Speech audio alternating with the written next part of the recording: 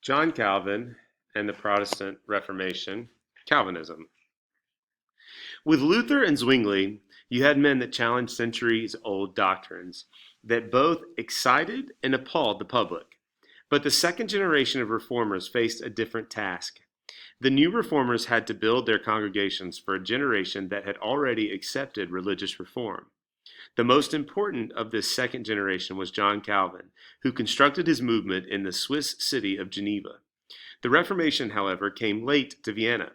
Although Zwingli's movement had taken the major Swiss cities of Bern, Basel, and Zurich, Geneva remained Catholic and somewhat disaffected by the Swiss Civil War. In 1536, the adult male citizens of the city voted to become Protestant. Still, there was no leader in Geneva to establish this program, and they really had no clear definition of what the program might be. Martin Luther had started out to become a lawyer and ended up a priest. John Calvin started out to become a priest and ended up a lawyer. Calvin was born in France, the son of a bishop's secretary. His education was based on humanist principles. He studied theology and received his law degree from the University of Orleans. Around the age of 20, he converted to Lutheranism. However, the city of Paris, under the direction of Francis I, were determined to root out the Protestants. Calvin fled Paris when his best friend was burned at the stake. He ended up in Basel, where he wrote and published the first edition of his Institutes of the Christian Religion in 1536. This was a defense of French Protestants against persecution directed at Francis himself. More so, it remains one of the most important single works to emerge from the Protestant Reformation. Calvin agreed with Luther that Scripture was the only source of Christian doctrine and that there were only two sacraments, baptism and communion. Like Luther, John Calvin emphasized the doctrine of salvation by election. Unlike Luther, John Calvin emphasized the doctrine of salvation by election, usually called predestination. This belief was based on the contrast between the overwhelming power of God and the insignificance of man. According to the doctrine, at the beginning of creation, God had planned the whole universe to the end of time. For reasons of his own, which were beyond human comprehension, God determined those individuals who would be saved, known as the elect, and those individuals who would be condemned, known as the reprobate.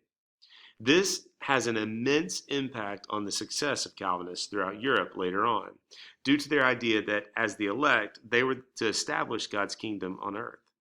Calvinism also emphasized a puritanical approach to life, which involved a renunciation of worldly pleasure. In addition to required church attendance, which was a punishable offense, Calvinism banned card playing, gambling, dancing, theater, the consumption of alcohol, swearing, and the wearing of bright clothing.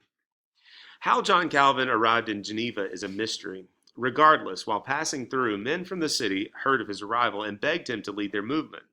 Upon denying their request, one of the men declared that God would curse Calvin. He thus took control of their movement. His greatest contribution came in Geneva with the church, discipline, and structure. In Geneva, Calvin established a strict theocracy, with religious leaders dominating the city government. Violators of the code of conduct or behavior suffered severe penalties, and religious dissenters were persecuted. The most famous case of Calvin's persecution of dissenters involved Spanish Michael Servetus, who denied the divinity of Jesus. The Catholic Inquisition had convicted him of heresy and had condemned him to death. He then fled to Geneva, where Calvin's authorities seized him and burned him at the stake. The Calvinist Reformed Church became the dominant church in much of Switzerland, especially in the urban cantons. It eventually spreads throughout much of the continent, as evidenced by the Huguenots in France, the Presbyterians in Scotland, and the Puritans in England. The influence of Calvinism on the economic development of Europe has been the subject of much debate. Most of this centers on the Weber thesis. Weber, a German sociologist at the turn of the 20th century, had the idea that Calvinism helped promote the development of capitalism in Europe. Calvinism encouraged capitalistic values such as sobriety, thrift, and hard work, and discouraged overconsumption.